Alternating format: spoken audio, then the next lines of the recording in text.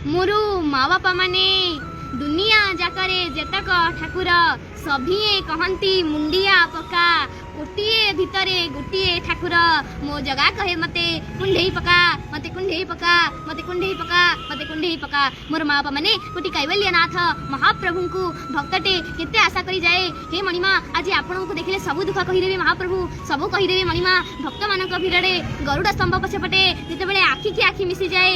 हे महाप्रभु की आखि पाइच भला आखि जड़े पाइच शांते भला आखि जड़े पाइच जी तो देखुची सी तो कहूची तमे ताकू चाहिच तमे ताकू चाहिच मणिमा भल ओठटीए पाइच शांते मणिमा भल ओठटीए पाइच जी तो देखुची सी तो कहूची तमे ताकू देखी हसुच तमे ताकू देखी हसुच भला हाथ जड़े पाइच शांते भला हाथ जड़े पाइच पापीटीए हो कि तपीटीए हो तमे कोळे नबाकू डाकुच तमे कोळे नबाकू डाकुच।